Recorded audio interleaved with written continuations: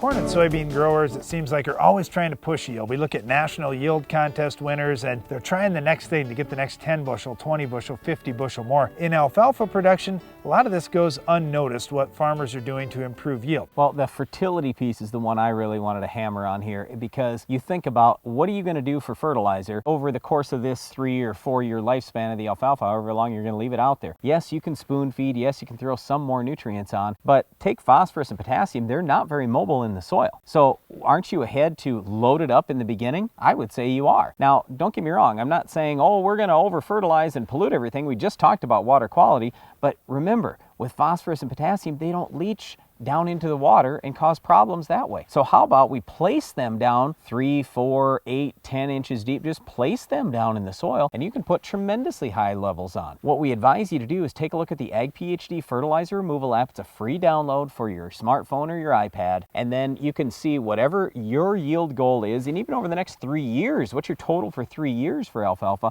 how many nutrients will that crop remove? So I work with another farmer, large hog producer, very small amount of acres of land, and he said, I've got all this manure to get rid of. It's got tremendous nutrient levels in it, but I just can't extract enough nutrients out of the soil to be able to put on all the manure I want. Then he started growing hay, and he realized, wow, you raise 10 ton per acre hay. That's taking out tons and tons of nutrients out of the soil. Yep. I can hardly get enough manure out there. Right. So here's another way to supply all the nutrient levels you need. And guess what? That alfalfa went right into his brother's cattle operation. Everything was fine. You just have to look at the whole system. And with alfalfa, if you aren't fertilizing like crazy, that's the reason you're not getting better yields. That's the reason when you come out of alfalfa and back into other crops in your rotation that your yields suffer, because we pulled all those nutrients out of the soil, especially potassium, over the years, and we haven't been putting back as much as we're taking out. So here's what we advise you to do. Do some good soil tests, preferably grid sample. Lime is number one. So if you've got low pH, you have to get that pH above 6.5, or chances are you're going to suffer dramatically in terms of yield.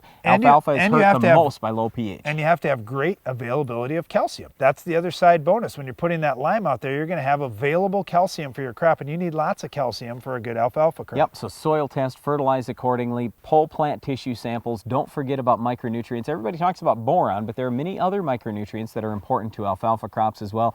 As you know, you've got to harvest that alfalfa early if you want high quality, and then take a look real closely at weed control and insect control. Let's talk real quickly about the options. All right, when we look at insects, there's a number of different insects, and it depends on where you're at and what time of year it is, whether it's aphids, whether it's weevils, whether it's leafhoppers. The big thing is you have to keep after them. Watch your pre-harvest intervals when you're choosing which insecticide you're going to use, because you don't want to wait and say, well, I'm just going to cut this in 10 days. I'll just let it go. You're way ahead to spray before you're going to cut.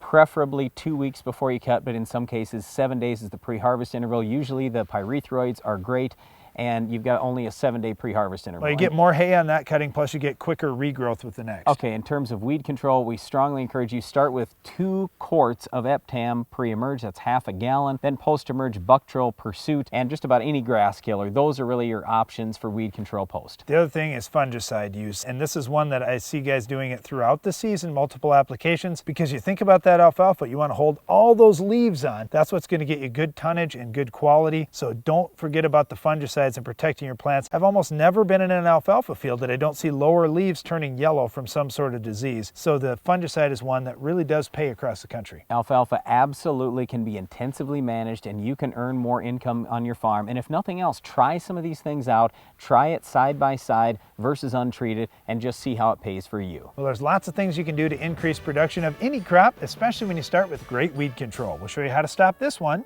coming up next.